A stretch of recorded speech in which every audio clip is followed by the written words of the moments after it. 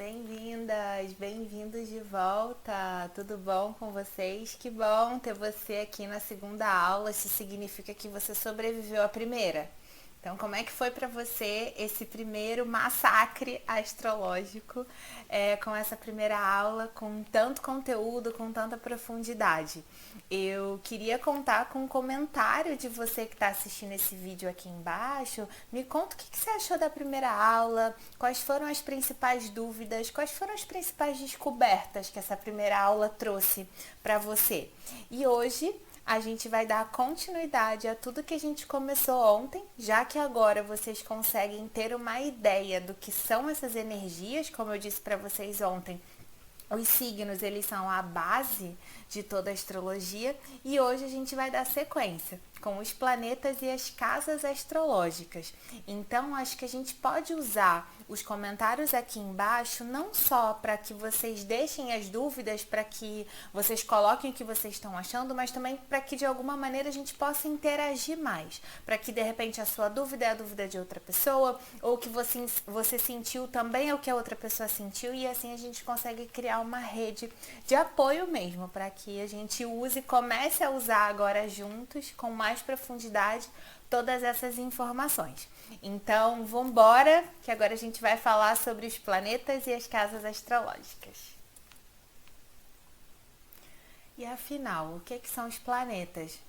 Ontem a gente falou sobre o que são os signos, e os planetas nada mais são do que as consciências das energias dos signos. Mas como assim as consciências das energias? Como toda a astrologia, como todo mapa astral é baseada nos arquétipos dos signos, os planetas é como se fosse a roupagem que os signos vestem. Então, dependendo da energia de cada planeta, então cada planeta ele rege um signo. A partir dessa regência é que todo esse conjunto, toda essa dança astrológica começa a fazer um pouco mais de sentido, porque dentro da nossa mandala do mapa astral a gente tem os 12 signos e dentro dessa mandala a gente tem os 10 planetas. A gente considera Sol e Lua aí como planeta, eu vou chamá-los de planetas, mas na verdade o Sol é o Sol, enfim, a maior estrela que a gente tem, e a Lua é o nosso satélite natural, e aí todos os outros planetas. Mas o planeta em si, ele traz as características mais fortes daquele signo com o qual ele rege. Então agora a gente vai aprofundar em cada um desses planetas. E aqui do lado, agora vocês encontram esses 10 planetas. Cada planeta é regente de um signo, e aí como vocês podem ver, tem alguns que regem 2 signos. E aí aqui do lado, nessa tabela, vocês conseguem ver, e aí já é legal vocês já irem treinando o olhar de vocês para o símbolo do signo e para o símbolo do planeta. Então vocês veem aí que a gente tem o Sol ele rege o signo de Leão, e aí a gente tem a Lua, que rege o signo de Câncer, e aí a gente tem a Vênus, que rege 2 signos, que rege Touro e Libra. A gente tem Marte, que rege o signo de Áries, a gente tem o Mercúrio, que rege o signo de Gêmeos e de Virgem, Júpiter, que é o regente de Sagitário, Saturno, que é o regente de Capricórnio, Urano, que é o regente de Aquário, Netuno, que é o regente de Peixes, e Plutão, que é o regente de Escorpião. Então, olhando aqui nessa tabelinha, vocês já conseguem ver tanto os desenhos, os símbolos de cada um deles, de cada um dos planetas, e o que cada planeta, qual planeta rege cada signo. É muito importante que a partir de agora vocês ganhem familiaridade com esses símbolos, porque quando a gente abrir o mapa astral, vocês vão ou ter essa colinha do lado de vocês, para que daqui a um tempo vocês já batam o olho e vejam, então minha Vênus ou meu Marte, ele está localizado no signo de Áries. Então a gente vai conseguir, só olhando para a mandala do mapa, traduzir tudo isso através dos símbolos. Então é muito importante. Esse slide aqui é um dos mais importantes, porque ele que contém todos os elementos do mapa astral. E agora assim como fizemos com os signos, a gente vai esmiuçar todas essas informações. Então, a gente vai falar de cada um desses planetas, de cada uma dessas energias. Então, vamos embora. Começando pelo Sol e pela Lua.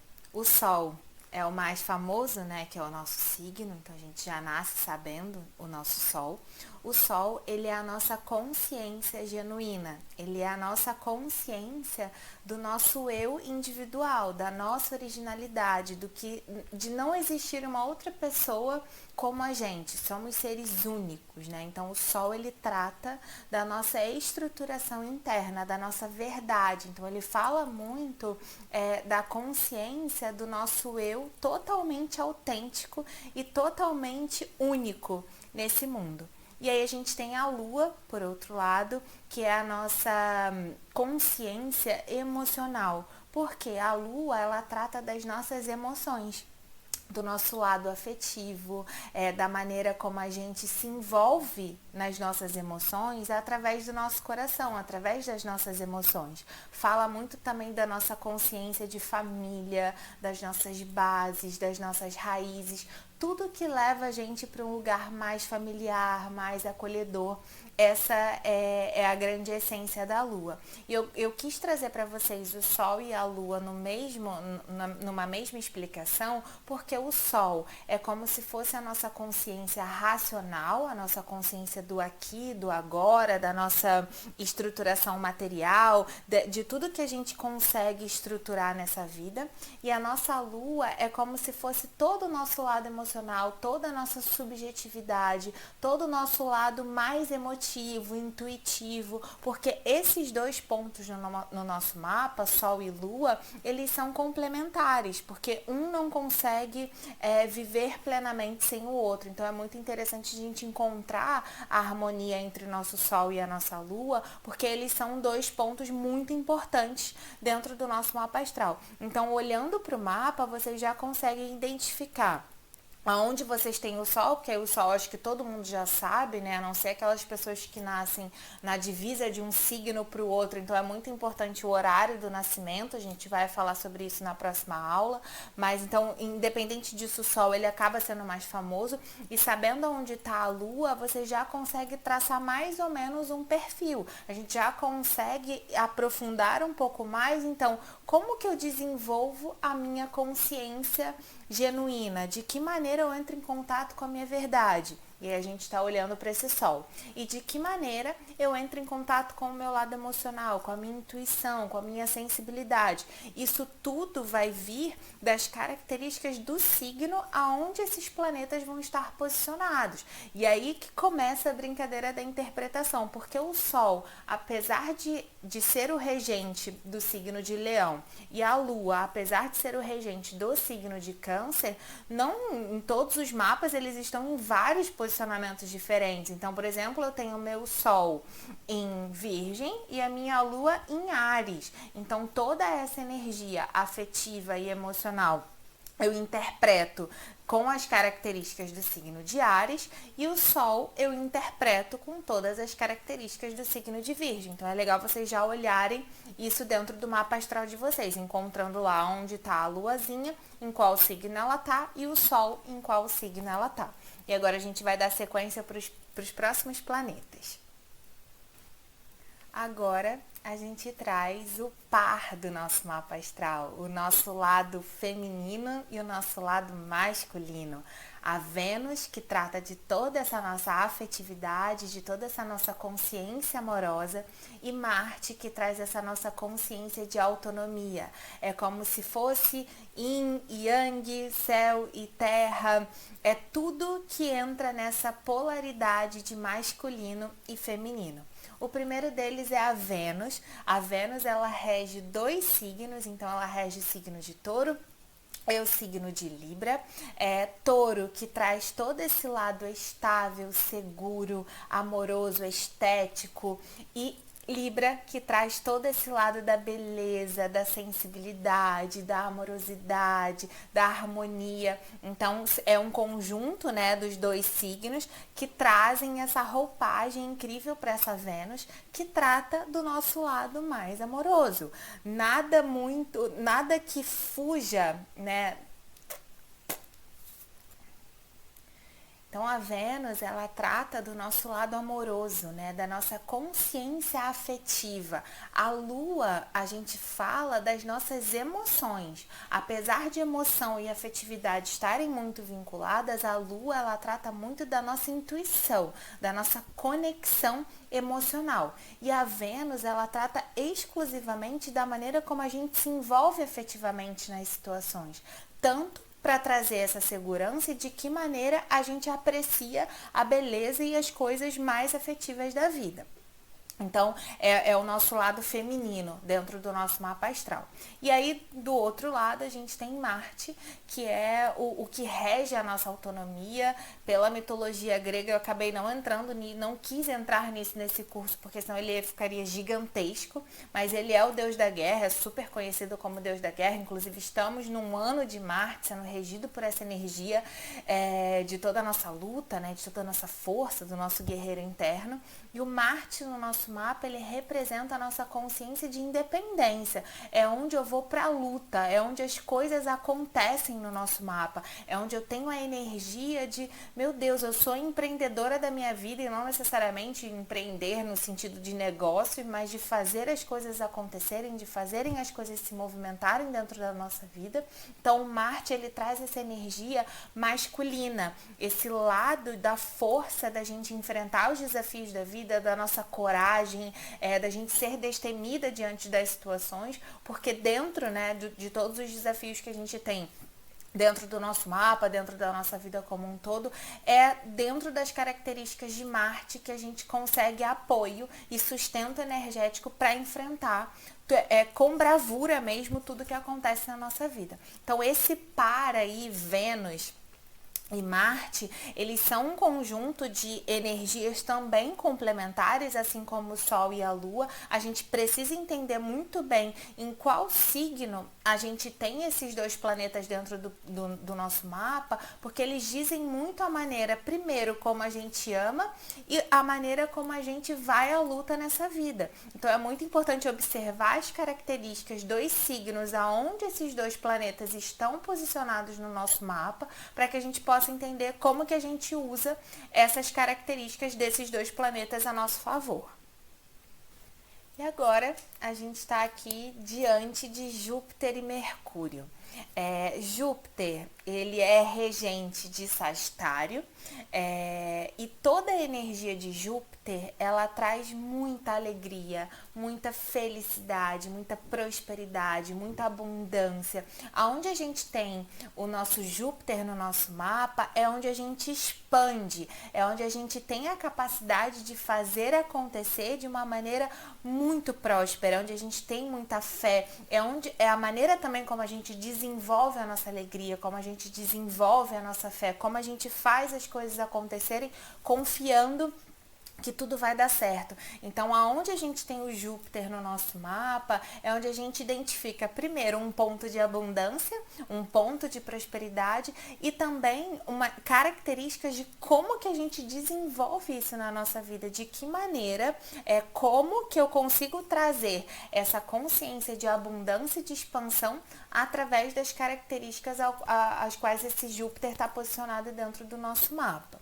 E aí, do outro lado, a gente tem Mercúrio. Não necessariamente eles não são opostos, assim, complementares como Sol e Lua e Vênus e Marte. Mas, enfim, por questões de organização, eu coloquei Mercúrio junto de Júpiter, porque Mercúrio, ele traz a nossa consciência racional. Mercúrio, ele é o regente tanto de Gêmeos quanto de Virgem. E aí você pensa, putz, de Virgem, né? Mercúrio rege Virgem, o que isso tem a ver, né? Porque regente de Gêmeos faz todo sentido, porque Gêmeos é um planeta é um signo de comunicação e Mercúrio fala muito disso, só que dentro dessa regência, o Mercúrio rege Gêmeos no sentido de comunicar, de troca, de fazer acontecer, e rege o nosso lado racional dentro de Virgem. origem, de que maneira a gente consegue ser ágil e rápido para fazer as coisas acontecerem com mais praticidade e mais objetividade. Então, o Mercúrio, ele é um planeta que trata da nossa comunicação,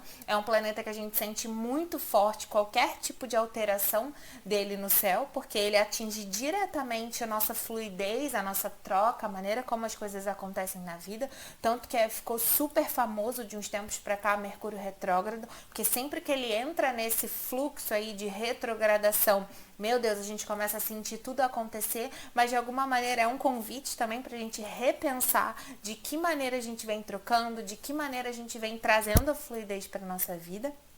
Mas de alguma maneira, assim, o Mercúrio, ele é um planeta, onde a gente tem Mercúrio no nosso mapa, é onde a gente tem agilidade, é onde a gente tem movimento, é onde a gente se comunica. Fala muito também da maneira como a gente se comunica. Então, dependendo do signo que ele se posiciona dentro do nosso mapa, se ele está retrógrado, se ele não está, a gente já consegue identificar de que maneira eu penso, de que maneira eu produzo, como que eu faço para trocar com o outro, porque fala muito, o signo de Mercúrio traz esse movimento e essa agilidade para a nossa vida. E agora, entrando em planetas mais profundos, em planetas mais intensos, a gente tem os dois primeiros que são Saturno e Urano.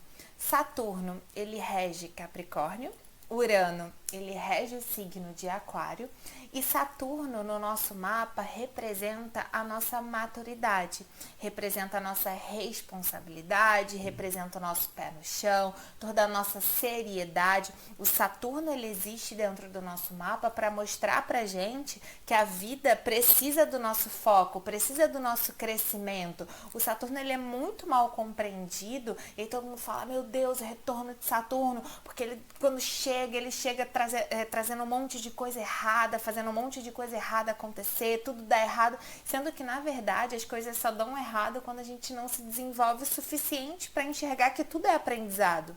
Tudo que acontece na nossa vida, por pior que seja, tem um porquê, tem uma razão, e se a gente tira os aprendizados disso, a gente eleva as características desse Saturno, porque o Saturno, ele traz pra gente a responsabilidade, a maturidade e principalmente a autorresponsabilidade. Então, eu tomo consciência de que sou eu que causo tudo na minha vida. Então, eu sou a responsável pelo caos que eu me queixo e eu sou também a responsável por toda a prosperidade, por toda a organização, por toda a estruturação que eu trago para minha própria vida. Então, o Saturno no nosso mapa, ele é meio que aquele pai, assim, que chega pra gente e fala, como é que você vai se organizar? Como é que você vai fazer para trazer maturidade para a sua vida? Então, o signo onde o Saturno está posicionado fala muito da maneira como a gente constrói a nossa estrutura mais madura, de que maneira a gente desenvolve a maturidade dentro da nossa vida de alguma maneira. E aí a gente tem Urano, né? Urano é uma energia bem diferente de Saturno, porque Urano, ele é o regente de Aquário, como a gente conversou lá nos signos, Aquário tem uma característica muito forte de liberdade, né, de quebra de padrões, de rupturas.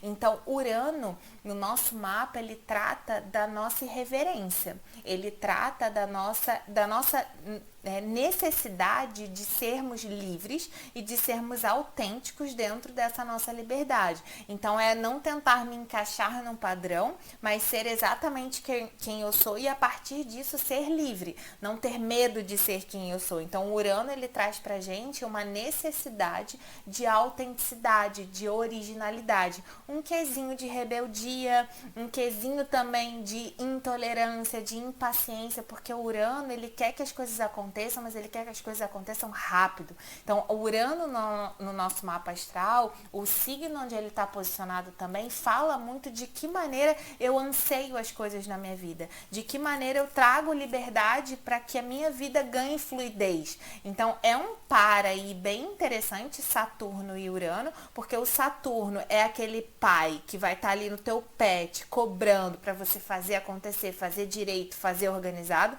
e Urano vai ser aquele filho rebelde adolescente que vai falar assim, não, vai seguir teus sonhos, vai fazer o que teu coração manda, vai. Então, assim, entrar em acordo entre Saturno e Urano é de alguma maneira trazer liberdade com responsabilidade e trazer responsabilidade quebrando padrões, para que também a gente não se ingesse. Então eu quis colocar essas duas consciências juntas, porque apesar de serem muito diferentes, quando elas entram em acordo, quando a gente entende quais signos trazem as influências para esses planetas, a gente começa a entender como que a gente equilibra as coisas na nossa vida. Então, pensando em você ser uma pessoa, nossa, ultra rebelde, que na adolescência era aquela pessoa que não aceitava nenhuma regra e tudo mais, e hoje se sente muito inseguro, se sente muito preso, talvez não tenha desenvolvido a maturidade para lidar com toda essa rebeldia de Urano. E a mesma coisa ao contrário, né? Então, é interessante a gente olhar para isso agora, com esse olhar mais atento, e entender como que as características desses dois planetas influenciam na nossa vida no aqui e no agora. E chegamos nos dois últimos planetas, Netuno e Plutão. Netuno é o regente de peixes, então ele traz a nossa consciência espiritual, e Plutão é o regente de Escorpião, que traz a nossa consciência de transmutação e de transformação. Aonde a gente tem Netuno no nosso mapa é onde a gente entende de que maneira a gente se conecta de uma maneira muito profunda com a nossa espiritualidade. Espiritualidade não tem a ver com religião, tem a ver com o que eu acredito e de que maneira eu lido com essa consciência que existe algo maior do que só essa matrix, esse 3D que a gente vive. O Netuno, ele fala muito da nossa consciência intuitiva, da nossa sensibilidade, de que maneira a gente usa o nosso terceiro olho, e aí não são com os olhos físicos que a gente enxerga, mas com a nossa consciência maior, com a amplitude do que a gente enxerga além. Esse Netuno traz essas características pra gente. Então é um planeta muito legal para quem quer desenvolver a espiritualidade, entender em qual signo ele tá, em qual casa ele tá. A gente vai falar sobre isso, sobre as casas e tudo mais, mas é interessante entender o Netuno com um olhar mais espiritual, de que maneira a gente se conecta e de que maneira a gente traz essa consciência de espiritualidade para nossa vida e começa a usar isso a nosso favor. Bom, Plutão é um planeta que fala da nossa consciência de impermanência. Plutão no nosso mapa mostra pra gente de que maneira a gente lida com os ciclos, de que maneira a gente lida com início, meio e fim. O Plutão, ele traz pra gente a impermanência da vida, a impermanência de estar nesse mundo e sem essa ilusão de que a gente pode controlar as coisas. O Plutão, o signo onde Plutão se posiciona no nosso mapa, ele traz pra gente a consciência de como que a gente lida melhor com as transformações da vida. Então, o Plutão, ele é um signo muito intenso, muito profundo, é um signo que fala de cura, de regeneração, de transformação, de intensidade. Então, ele é um ponto muito interessante a ser observado, de que maneira eu lido com as mudanças da minha vida, o quão adaptável eu sou diante de mudanças dentro da minha vida. Então, o Plutão, ele fala muito dessa energia de regeneração, de renascimento. Então, é um ponto interessante a ser observado com um olhar de repente, a gente se sente muito resistente, ou a gente quer controlar muitas coisas, e o Plutão tá ali sinalizando, olha, você não controla nada. A maneira como você lida com as transmutações, com as transformações, é dali que você tira os aprendizados. Quanto mais você tenta controlar, mais distante você fica disso, talvez mais ansiedade e mais autodestruição pode ser que você traga para sua vida, porque você vai tão intenso, você vai tão profundo, você esquece realmente que isso tudo é um processo e acaba entrando em algumas sombras. É um planeta muito profundo, é um planeta muito intenso, mas de alguma maneira é ele que regenera a gente, é ele que faz com que a gente levante, caia e levante quantas vezes forem necessárias para que a gente transmute e evolua nessa vida. E agora que a gente conheceu um pouco mais sobre os planetas, que a gente consegue entender um pouco mais de todas essas influências, a gente vai começar a estudar agora as casas astrológicas. E é agora que o borogodó astrológico começa a ficar legal. Porque agora a gente entra nas casas astrológicas. Então a gente viu os signos, a gente viu luz e sombra, a gente viu os planetas, a gente entendeu a consciência desses planetas e agora a gente vai ver as casas astrológicas, que é onde a gente junta tudo isso. Então, o que são as casas astrológicas? Nada mais são do que os setores que o nosso mapa é dividido. Então, o nosso mapa é dividido em 12 setores, porque são 12 signos. Então, dentro de cada um dos setores do nosso mapa astral, a gente tem um signo dentro de uma casa. E dentro dessas casas astrológicas, a gente consegue entender de que maneira a gente lida com a gente mesmo, de que maneira a gente lida nas relações, de que maneira a gente lida com a nossa família, o que é a nossa missão, como que eu participo do coletivo e tudo mais. E dentro dessas casas astrológicas, agora a gente vai entender como que as influências de cada uma delas usam os signos para se materializar na nossa vida. Não só os signos, mas também os planetas. Então, aqui do lado, vocês conseguem ver o que são as casas astrológicas. Para quem já nunca viu um mapa na vida, esse é o desenho de um mapa astral. Então, olhando para o mapa, ele é uma mandala dividido em 12 partes, não necessariamente 12 partes iguais, mas sim dividido em 12 partes. E dentro de cada uma dessas partes, a gente tem um significado e um signo que rege cada uma dessas casas. Então, primeiro de tudo, eu vou falar bem rapidinho de cada uma das casas, porque depois a gente vai aprofundar, assim como a gente fez com os signos e com os planetas. Então, primeiro de tudo, casa 1 é o ascendente. Então, sempre que eu falar casa 1, vocês já sabem que ela é o ascendente. E a casa 1, ela é sempre a linha do lado esquerdo que corta o nosso mapa astral. Então, ele sempre vai ser essa linha do horizonte que corta o nosso mapa do lado esquerdo. Então, ela sempre vai representar a casa 1, essa fatia, né? Vai ser sempre a casa 1 que fala do nosso ascendente. E o que é o nosso ascendente? A maneira como a gente se mostra para o mundo, a maneira como os outros enxergam a gente e a maneira como a gente filtra as informações do mundo. A gente usa muito o nosso signo ascendente como um filtro para que a gente entenda quem são as pessoas que vão conhecer a nossa essência genuína ou quem é que vai parar ali só no ascendente. Então, o ascendente ele serve meio que para filtrar esse acesso ao nosso sol. Não que isso seja como um escudo muito necessário, mas é importante que a gente saiba quem são as pessoas que vão acessar o nosso íntimo e quem vai ter que parar nessa barreira. E aí a gente tem a casa 2, que fala da maneira como a gente ganha dinheiro nessa vida. Então, como que a gente lida com os bens materiais, com a nossa estruturação financeira, é o que fala mesmo de matéria, de dinheiro. A casa 3, que é a casa da comunicação, do movimento, das pequenas viagens, que trata da nossa relação com a comunicação, de que maneira eu comunico as minhas necessidades, as nossas necessidades. A casa 4, que fala da nossa base familiar, então vocês veem aí no desenho que a casa 4, ela é então uma linha vertical.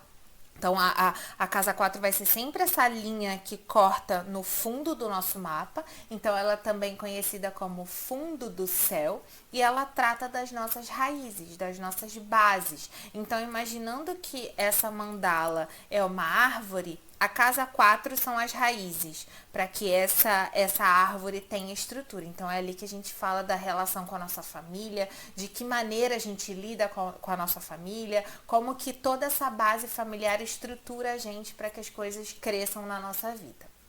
E aí a gente tem a casa 5, que fala da nossa autoexpressão, da nossa criatividade, da nossa energia mais expressiva, de que maneira a gente traz criatividade para o mundo. É também a casa dos filhos, até porque filhos é um processo nosso criativo também. E a maneira como a gente se autoexpressa, né? Fala muito dessa nossa autenticidade.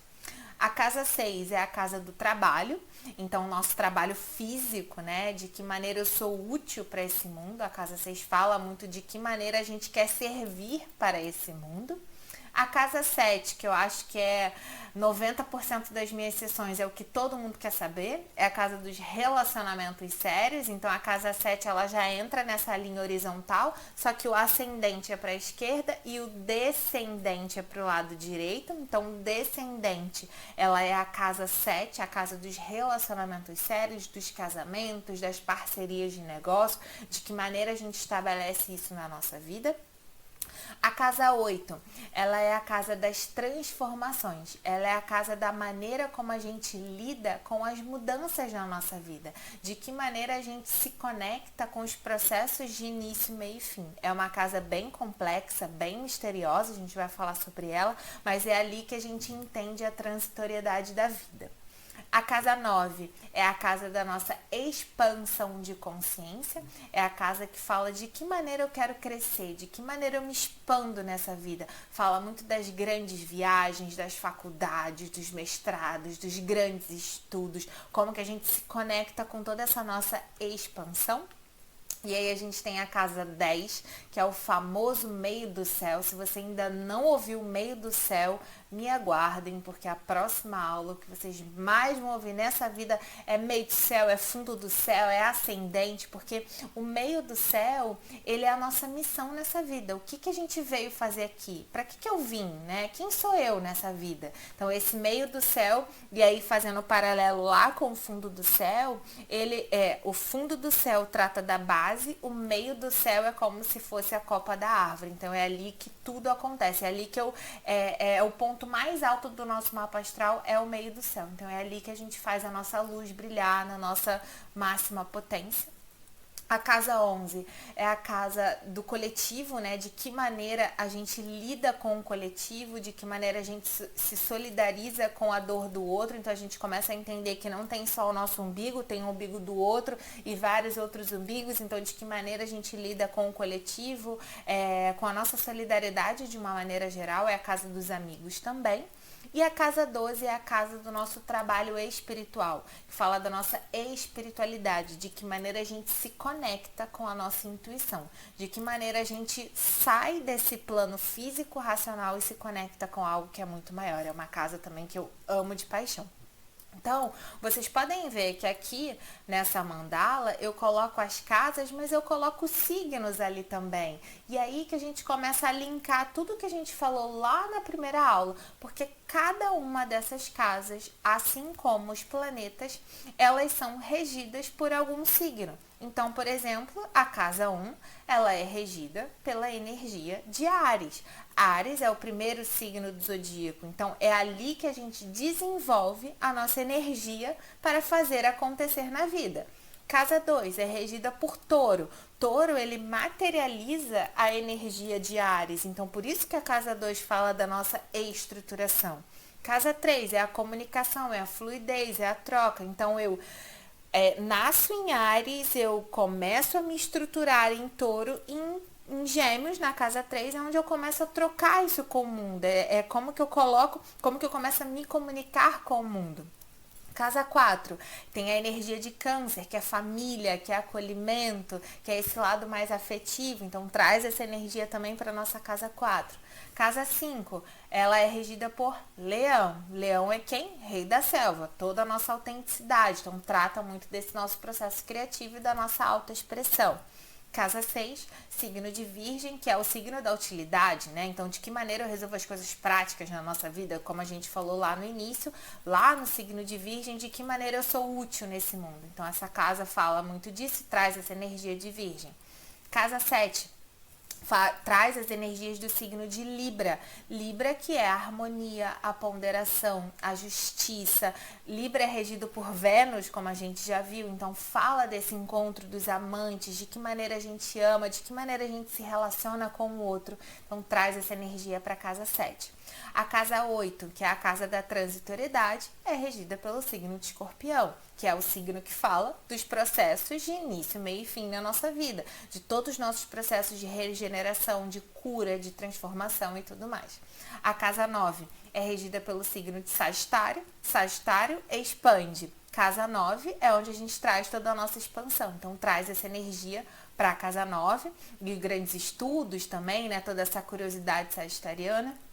A casa 10, que é a casa da nossa missão nessa vida, regida por Capricórnio. Afinal, Capricórnio é o signo da maturidade, da responsabilidade, onde eu coloco a mão na massa, onde eu faço as coisas acontecerem. Casa 11 é regida por Aquário. Aquário é um signo de liberdade, mas é um signo de coletivo também. Então, a casa 11 fala da nossa interação com o outro, que a gente começa a enxergar que existem outras pessoas. Então, o Aquário alimenta essa energia da casa 12, da casa 11. E, por fim, a casa 12, que é regida por Peixes, que é o signo da intuição, que é a conexão, na verdade, que a gente faz entre estar aqui e essa conexão com algo maior, que trata da nossa espiritualidade. Então, é legal que agora a gente começa a entender que tá tudo linkado, né? Então, as casas astrológicas trazem as energias dos signos, os planetas também trazem as energias dos signos, e agora como é que a gente coloca tudo isso dentro de uma interpretação? Porque agora a gente está vendo por partes, para que a gente possa entender como que a gente junta tudo isso no final para que saia uma interpretação coerente que faça sentido para você depois. Então agora eu vou detalhar os eixos, né? Então a gente vai falar dos eixos das casas astrológicas para aprofundar um pouco mais nesse assunto que são as casas astrológicas. Bom, começando no primeiro eixo, que é o eixo 1-7. A casa 1, ascendente, casa 7, o descendente. Casa 1 traz a energia de Áries, casa 7 traz a energia de Libra.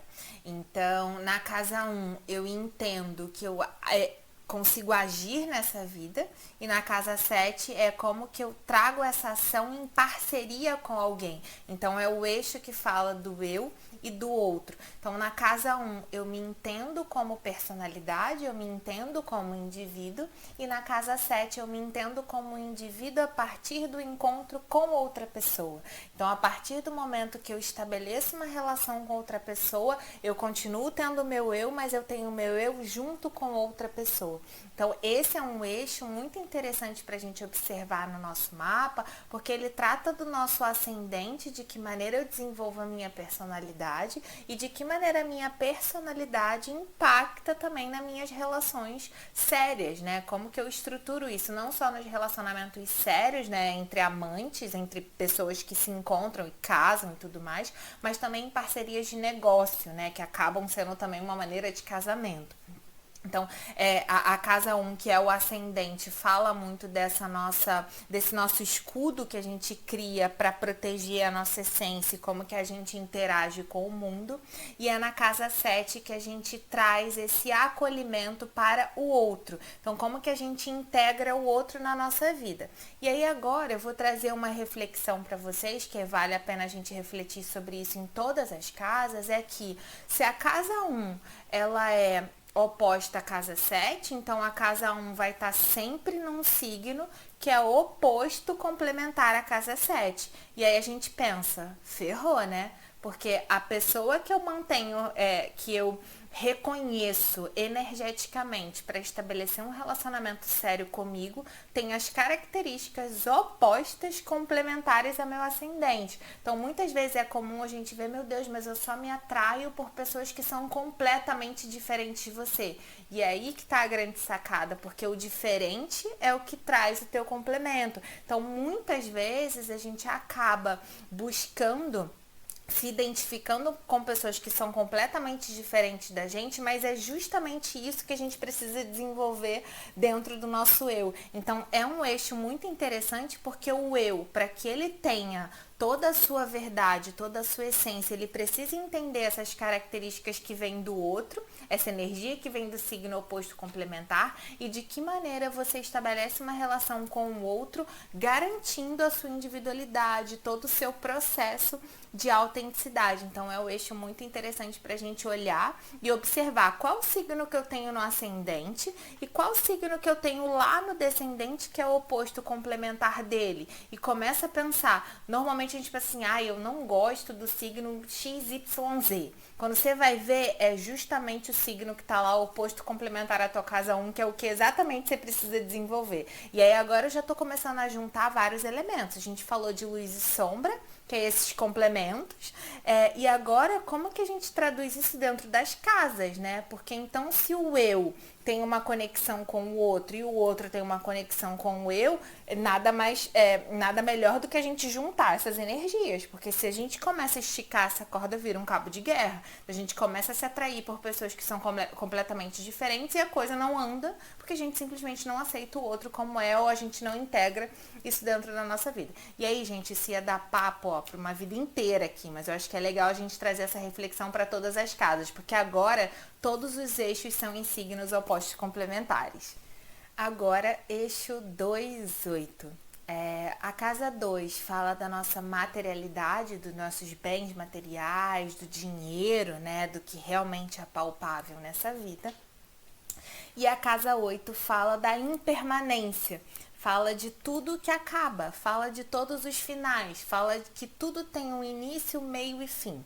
Dentro desse eixo é onde a gente desenvolve, né? E aí a gente tem a regência de Touro e Escorpião, como que a gente se materializa nessa vida, que é o que vem da casa 2, a partir do desapego, e de que maneira a gente desapega sem perder uma segurança, sem perder a nossa estabilidade. Então, esse eixo 2,8, ele acaba sendo muito conectado e muito importante, porque quanto mais apegado, por exemplo, a dinheiro, pode ser que a gente seja, mais distante a gente fica de processos de mudança, de processos de transformação. A gente traz muita rigidez, a gente traz muita resistência. Quanto mais a gente desapega dessa necessidade material, mais a gente entende os fluxos, mais a gente aceita as coisas como são, mais a gente traz toda essa impermanência, mais a gente olha para as coisas e fala, cara, tudo é perfeito do jeito que é e é isso aí. Eu não quero controlar nada. Então é um eixo muito interessante para que a gente olhe para ele, de que maneira eu me estruturo materialmente sem a necessidade desse apego, que é o que traz essa característica da casa 2, e de que maneira eu desapego das coisas na minha vida, eu abro o fluxo da transformação, eu deixo as coisas simplesmente irem, se transformarem, sem colocar tudo a perder, sem trazer um plano de segurança, sem trazer uma estabilidade. Então, olhar para esse eixo, entender qual o signo, óbvio, que vai ser oposto complementar, que traz essa conexão para que a gente lide tanto com apego e desapego. Então, é um eixo que fala disso, né? De que maneira a gente se apega e de que maneira a gente se desapega nessa vida. Agora, o eixo 3,9. O eixo 3,9, ele tem uma regência de Gêmeos e Sagitário, né? Gêmeos é o planeta da comunicação, Sagitário, o signo da expansão. Então, na casa 3 a gente se comunica, na casa 3 a gente troca, a gente traz toda essa fluidez, e lá na casa 9 a gente traça o foco, na casa 9 a gente expande. Então, a casa 3 ela fala muito de como que a gente tem muita curiosidade nessa vida, né? Então, de que maneira a nossa curiosidade é aguçada nessa vida para que a gente traga muitos conhecimentos para... Ai, tá muito ruim esse.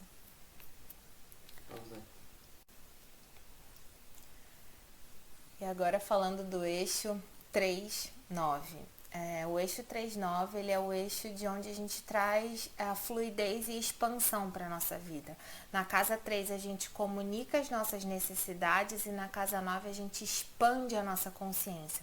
Então é dentro da casa 3 que a gente comunica com as pequenas coisas do dia a dia, é onde a gente aguça a nossa curiosidade, é onde a gente explora o mundo, onde a gente troca com o mundo. Então é como a gente comunica a nossa verdade também, para que na casa 9 a gente saiba para onde a gente quer expandir, de que maneira eu consigo sair da superficialidade de vários conhecimentos e consigo focar em um conhecimento que seja macro, que seja maior e que me traga grandes frutos, que me traga expansão. Não existe problema nenhum a gente ter vários conhecimentos superficiais. Superficialidade não é o oposto de profundidade. Um não é na verdade, eles são opostos, mas um não é melhor do que o outro, sabe? Tá tudo bem você tá sempre numa superficialidade, tá tudo bem em alguns momentos você tá numa profundidade. Só que dentro desse eixo 3-9, na casa 3 a gente expande a nossa superficialidade e na casa 9 a gente escolhe em quais pontos dessas superfícies a gente vai mergulhar com os nossos cilindros de oxigênio para aprofundar e expandir dentro de alguns conhecimentos. Então é um eixo muito legal que fala de estudo, de curiosidade, de como a gente desenvolve não só a nossa comunicação, todo o nosso lado cognitivo, todos os nossos aprendizados. Então a casa 3 fala muito de pequenos aprendizados e pequenas viagens, porque aí a gente vai construindo isso bem daquele jeito geminiano de ser, então explorando tudo e todas as possibilidades. E na casa 9 é onde a gente expande isso para o mundo, e aí fala muito de faculdade, de grandes estudos, de como que a gente se conecta com algo maior na nossa vida e também com as grandes viagens. É uma casa muito conhecida por falar de como que a gente explora o mundo. A casa 3 é como que eu exploro o meu mundinho aqui, onde eu consigo enxergar, onde eu consigo ver os limites. Na casa 9 não tem limite, então é falar de mundo mesmo, é falar de expansão. Isso conversa muito com a energia tanto de Gêmeos quanto de Sagitário. Então por isso que a gente tem esse eixo 3-9 que trata da nossa expansão intelectual, cognitiva, expansiva, enfim. É um eixo que eu acho muito legal da gente entender e entender quais são os opostos que estão ali trabalhando para que a gente possa complementar, né? Para que eles não entrem em atrito, né? Para que uma coisa não exclua a outra, para que a gente não perca o foco e nem que a gente tenha foco excessivamente, esquecendo de viver o momento presente, os prazeres que a gente tem no aqui, no agora. E agora, chegando num dos eixos que também são os mais pedidos durante as leituras de mapa astral, que é o eixo 4-10. A casa 10, que é o meio do céu, a nossa missão nessa vida, e a casa 4, que é o nosso fundo do céu, é a nossa base familiar. Então, é um eixo muito importante, que é o que constrói, né, a nossa estrutura. Então, na casa 4, a maneira como a gente lida com a nossa família, a família que a gente veio, quais os desafios que a gente enfrenta dentro da nossa família, o signo que está ali na nossa casa 4 fala muito de que maneira eu construo as minhas bases, de que maneira eu construo as minhas raízes para que eu cresça nessa vida, como que eu lido, né, com a construção de bases, com toda essa estruturação.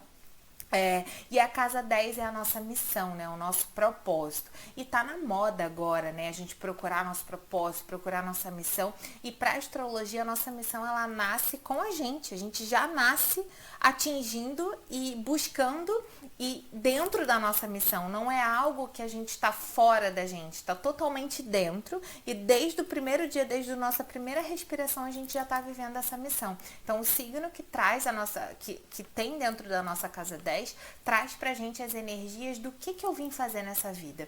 E o que eu vim fazer nessa vida é muito diferente do meu trabalho, porque muitas vezes a gente se confunde, né? Então eu vou trabalhar com isso, eu vou trabalhar com aquilo, sendo que eu sei qual é a minha missão. Então a missão, ela fala muito o que eu vim fazer nessa vida. O nosso trabalho é o como eu vou fazer essa missão. Então, entendendo que o que é esse, o como fica muito mais fácil. Só que muitas vezes a gente se perde no como e esquece de entender esse o que. Então, a casa 10, ela trata muito de o que eu vim fazer nessa vida. E os signos que estão ali também são opostos complementares. Tudo que a gente vai falar aqui agora são opostos complementares. E como que eu lido com a minha base familiar, como que eu trago nutrientes para as minhas raízes, para que minhas raízes tenham bases estruturadas, para que a minha árvore possa crescer. Então, é o eixo que fala do nosso crescimento. Então, quanto mais eu resolvo as minhas questões com a minha família, com a minha base, mais a minha árvore pode crescer, mais eu consigo atingir essa missão. E quanto mais eu atinjo essa missão, mais eu consigo expandir outras consciências, porque a missão é o ponto mais alto do nosso mapa, que é o que a gente veio fazer nesse mundo maravilhoso, né? Então é um eixo muito legal para que a gente entenda quais são os signos que estão ali, para que a gente possa trabalhá-los da melhor maneira possível na nossa vida. Chegamos no penúltimo eixo, que é o eixo 5-11. A casa 5, ela fala muito da nossa autoexpressão, dessa energia leonina, e a casa 11 fala muito da nossa participação no coletivo. A casa 5, ela fala dos nossos processos de criatividade, lembrando, né, das características de leão. Então, criatividade tem a ver com autenticidade, com originalidade. Então, fala muito dos nossos processos autorais, né? Então, de que maneira eu faço, podem existir inúmeros workshops de astrologia, de descomplicando a astrologia, só que um não vai ser igual ao outro, porque um tem a minha identidade, um tem a minha autenticidade, o outro vai ter a autenticidade de outra pessoa, e é isso que a casa 5 trata, dos nossos processos de criação, dos nossos processos criativos. Então é a casa dos filhos também, então fala muito da nossa relação com os filhos, tanto para homem quanto para mulher. Então, de que maneira a gente lida com os nossos filhos e tudo mais, mas acima de tudo é a casa da nossa autoexpressão. De que maneira eu expresso o leão vibrante que mora dentro de mim. E aí a casa 11 é de que maneira esse leão participa do coletivo. De que maneira eu entendo a minha originalidade e eu uno a minha originalidade, a autenticidade de outras pessoas, e a gente juntos, coletivamente, fazemos algo em prol de um bem maior, de um ativismo maior, de algum processo maior. Então a casa 11 é a nossa relação, é a relação da nossa autoexpressão com a coletividade. Então é a casa dos amigos, é a casa da troca, é a casa da nossa sociabilidade, né? Dos nossos processos sociais, não só de ativismo social, então caridade, ONG, essas coisas, mas como que a gente interage com o coletivo, nossa participação ativa nesse coletivo, e também da relação com os nossos amigos, né? Então a casa 5 é a minha relação saudável comigo mesma, onde eu desenvolvo a minha autoestima, e é na casa 11 onde eu interajo com essa autoestima com o outro. Então, de que maneira o outro tem influência também diante da minha autoestima. Então, o eixo 5-11 é onde a gente vê como é que anda a tua autoestima, né? De que maneira você lida com ela. O outro tem mais importância na sua vida do que você mesmo? Você se preocupa muito com a opinião do outro? Como que o outro interfere na sua vida? A gente começa a tratar isso dentro desse eixo 5 e 11. Então, também são signos opostos complementares que precisam ser desenvolvidos, porque na casa 5 a gente desenvolve a autoestima a partir das características que a gente tem do signo ali, e a casa 11 é como que eu garanto que essa autoestima será respeitada e será validada dentro de processos coletivos, dentro da interação com o mundo exterior. E o último eixo, não menos importante, até porque é um eixo muitíssimo importante, não existe um eixo mais importante, todos eles são importantes. A gente chega no eixo 6-12, que é o trabalho físico com o nosso trabalho não físico, com o nosso trabalho evolutivo, espiritual, energético, sutil, etérico, enfim. A casa 6, ela fala do nosso trabalho físico, então a casa 6 ela fala do como, né? Então, no meio do céu é o que eu vim fazer, a casa 10. E a casa 6 é como que eu vim fazer isso nessa vida, de que maneira eu sou útil nessa vida, em que momento eu coloco a minha mão na massa para fazer as coisas acontecerem. Então a casa 6 de fato, traz as energias de como que eu lido com o cotidiano, como que eu lido com o trabalho na minha vida de uma maneira prática e objetiva, até porque ele tem as energias de quem? Virgem, então ele quer dar aquela praticidade, né? Sem querer puxar a sardinha pro virgem, porque eu sou virginiana, amo o meu signo, mas às vezes ele me enlouquece, mas a casa 6 ele fala muito dessa nossa praticidade, dessa nossa utilidade nessa vida. E aí a casa 12 é do nosso trabalho totalmente subjetivo. Tudo de objetivo, prático, organizado, estruturado que a gente tem na casa 6, a gente tem o oposto lá na casa 12. Porque a casa 12 tem energia de peixes, que é a da nossa conexão espiritual, da nossa conexão com algo maior, com algo que a gente não consegue enxergar, mas a gente consegue muito sentir.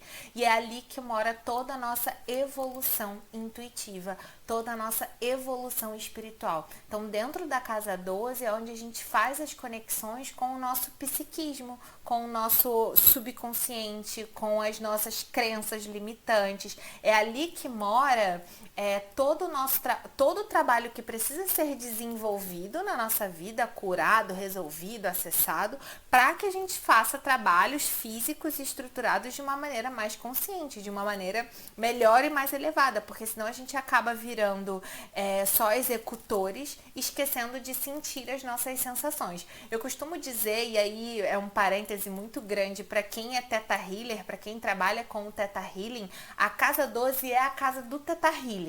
Então é onde a gente encontra as nossas crenças limitantes, é onde a gente consegue entender tudo que acontece nas profundezas do nosso psiquismo, nas profundezas das nossas sombras e transmuta isso através da nossa espiritualidade. Então é ali que mora uma grande chave de um desenrolar muito grande energético, apesar de ser uma casa muito profunda, muito complexa, muito intensa, é ali que a gente resolve muita coisa, porque não é aqui no plano físico que a gente acha que as coisas se resolvem. E tudo se resolve num plano energético, num plano maior. Isso tudo vem dessa casa 12. Então, o eixo 6-12 é para que eu tenha um trabalho útil aqui, no agora. Eu preciso trabalhar as minhas questões energéticas e espirituais. E para que eu consiga trazer esse trabalho espiritual e energético para aqui, para agora, eu preciso entender como que eu vou fazer isso. Então, de que maneira eu coloco a mão na massa e eu lido com o cotidiano na vida de uma maneira geral.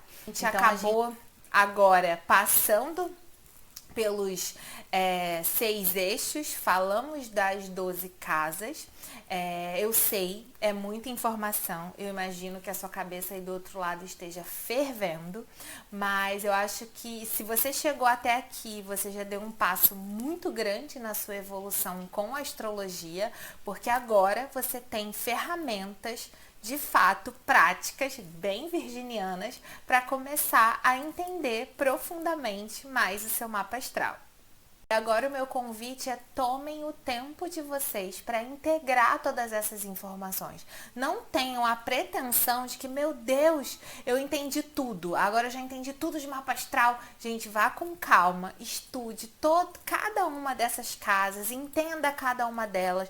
Na próxima aula a gente vai abrir os mapas para conseguir agora juntar tudo isso e trazer isso para a prática, assim, para a mão na massa. Então o primeiro exercício, na verdade o primeiro dever de casa que vocês têm, para quem ainda não fez, é entrar no astro.com e baixar o seu mapa astral gratuito. Então é fácil, é só entrar lá no site, mudar o site para português, baixar o seu mapa, ele é gratuito. Quando eu falo baixar o mapa, é baixar mesmo a mandala do mapa de vocês. Na próxima aula eu vou mostrar como baixa, mas para quem já quiser adiantar e já quiser já ir estudando, entendendo as casas, vocês já conseguem com todo esse material que a gente fez até então.